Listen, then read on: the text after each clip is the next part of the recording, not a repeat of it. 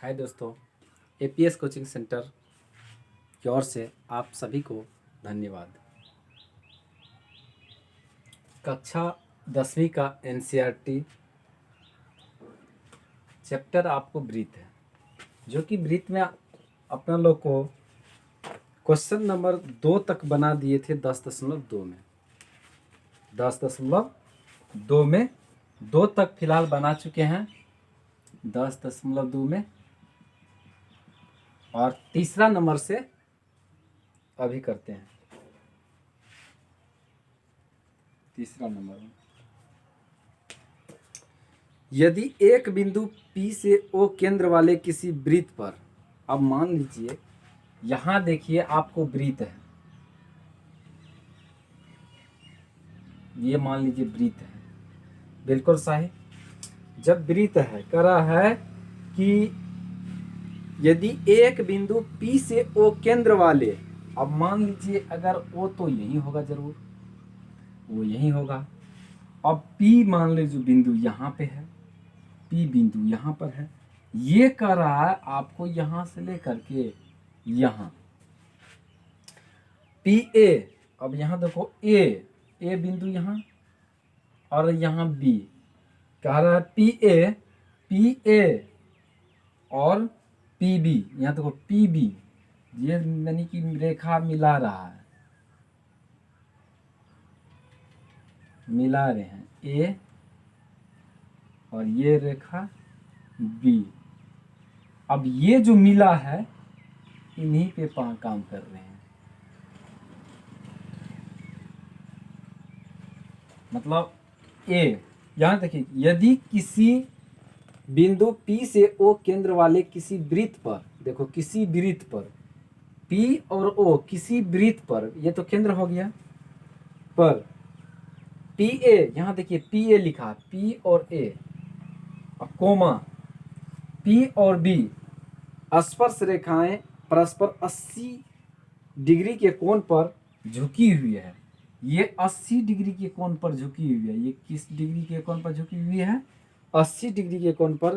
तो POA बराबर है, POA बराबर है, कह रहा है कि POA बराबर है। तो ये आपको क्या कहते हैं, रचना वाला है। चलो थोड़ा और एक काम कर रहे हैं, चलो ये भी हो गया।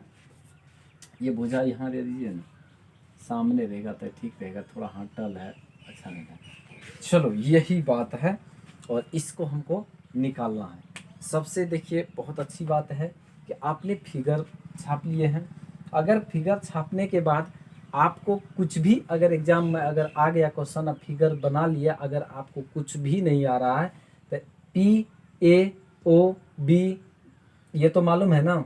देखो त्रिभुज PAB में, देखो त्रिभुज PAB में तो ये एंगल और ये एंगल, उसके बाद त्रिभुज ABO में, मतलब यहाँ से यहाँ एक दो त्रिभुज बन रहा है।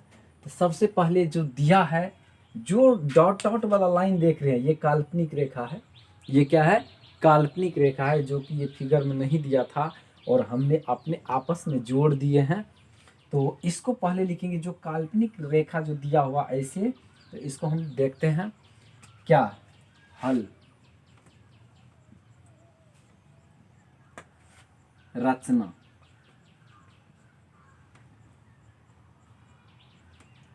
चित्र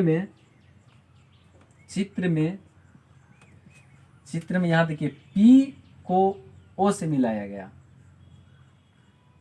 P को O से मिलाया है, और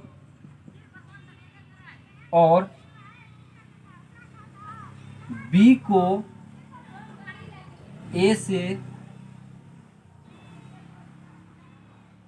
मिलाया गया है। यही था। अब यहां से देखिए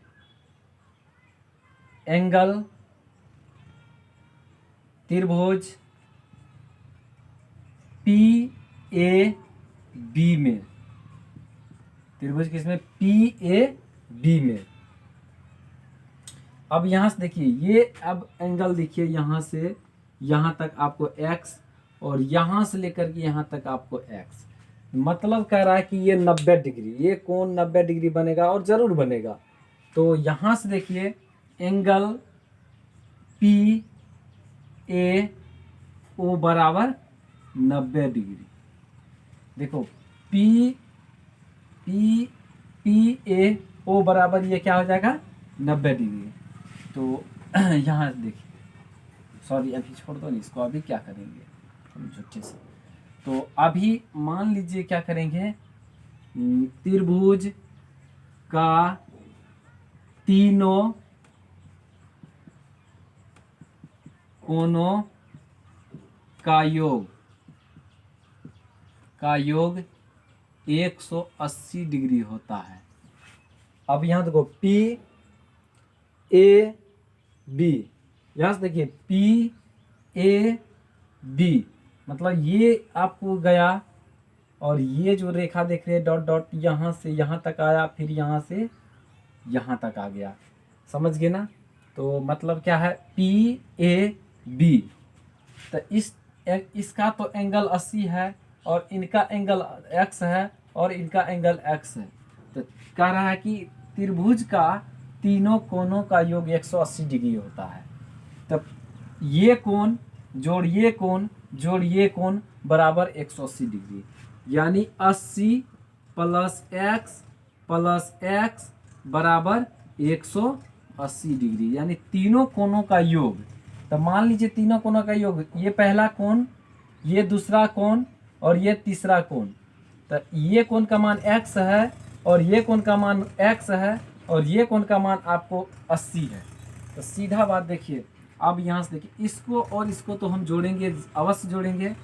80 प्लस 2x बराबर 180 डिग्री।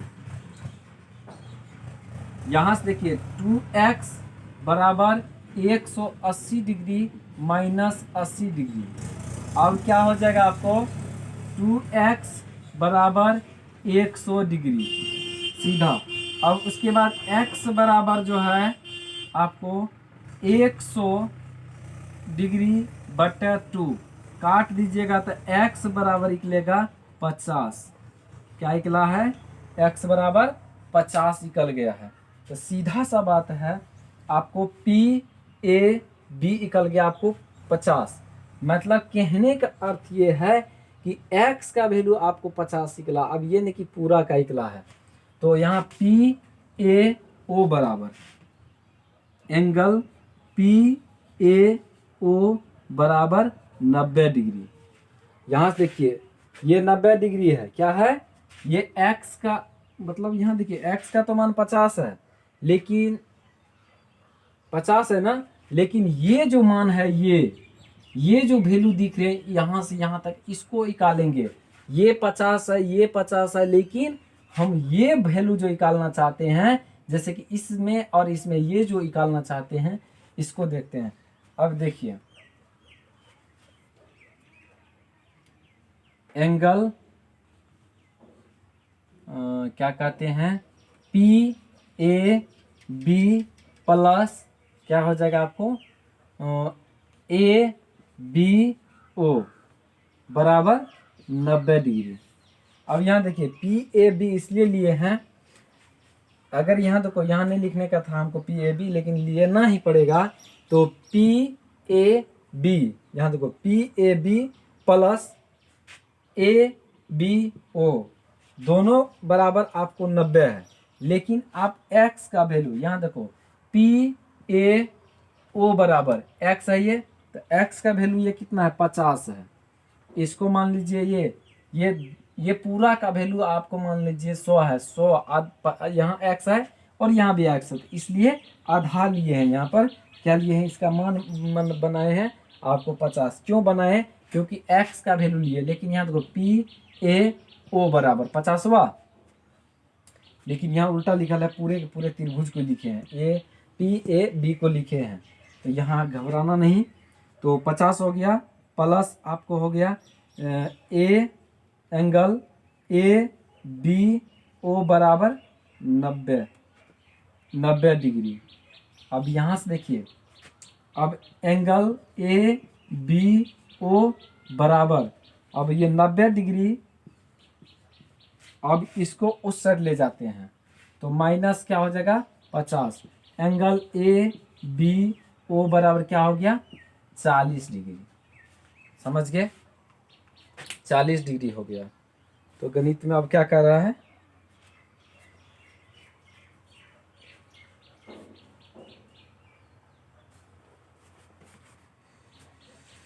इसी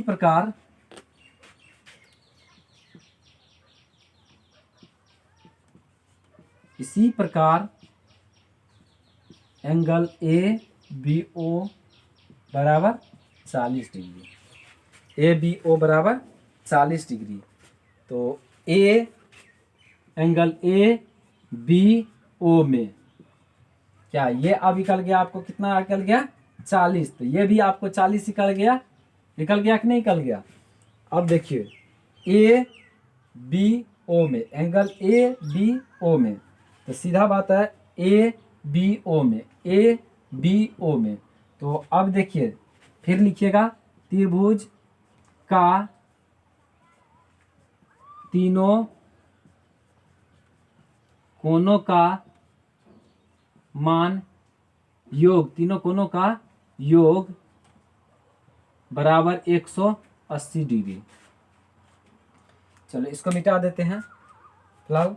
तो यहाँ तो समझ गए होंगे। तो त्रिभुज का तीनों कोनों, अब इसका निकाल लेते, इसका भी निकालें, ए बी ओ का निकाल लेते हैं। चलो ठीक है, इसको मिटा देते हैं। अब यहाँ से देखिए तीनों कोनों का मान, तो ये कोण था आपको क्या हो गया ए बी ओ एंगल, यहाँ देखिए angle A B O plus ये देखिए 40 है और ये 40, तीनों कोनों का योग न कर रहा। तो पहला कोण 40, दूसरा कोण ये और तीसरा कोण ये। तो तीसरा कोण में ए ओ बी तो ये हो गया, उसके बाद 40 हो गया, उसके बाद ये 40 प्लस 40 बराबर 180 डिग्री। अब इसके बाद देखिए बहुत अच्छा से देखिए, एंगल ए बी इसको जोड़ देंगे ना, ए बी ओ प्लस 80 बराबर क्या हो गया आपको 180 degree. Angle A B O बराबर, इसको उस साइड लेके जा रहे हैं, पक्षांतर करते हैं, 180 माइनस 80, क्यों माइनस आया तो इसके आगे देखो प्लस है। एंगल ए बी ओ बराबर 180 में से 80 घटेगा तो क्या निकलेगा 100 निकलेगा। तो इसके बाद 100 निकल गया। तो एक बात और ध्यान देने योग्य बात है, जब ये पूरा 100 निकल गया ना, जब आधा बराबर भाग में पी ए ओ और फिर क्या है पी बी ओ, दो बराबर भाग में यदि बांट रहा और आपको निकल गया मान लीजिए यहाँ का 100, तो ये एंगल और मात्र ये एंगल कितना होगा, ये एंगल और ये एंगल कितना हो जाएगा आपको,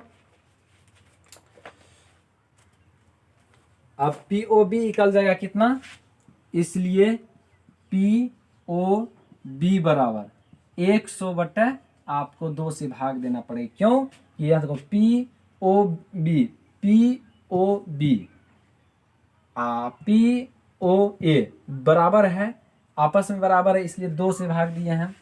पी ओ बी और पी ए बी ओ ये दोनों आपस में बराबर है, अगर ये 50 आएगा तो ये भी 50, इसलिए यहाँ 2 से भाग दिए हैं। पी ओ बी बराबर 50, ये आपको हो गया आंसर। देखिए यह वीडियो जो अगर आपको अच्छा लग रहा है तो आप लाइक कमेंट और सब्सक्राइब जरूर कीजिएगा और शेयर भी कीजिएगा, क्योंकि अगर शेयर कीजिएगा आपके दोस्त भी आपका ये फ़ायदा उठा सकते हैं और बहुत अच्छी ढंग से। और उसके बाद हम क्या बोलूँ, तो 10.2 का तीसरा क्वेश्चन पूरा हो गया है।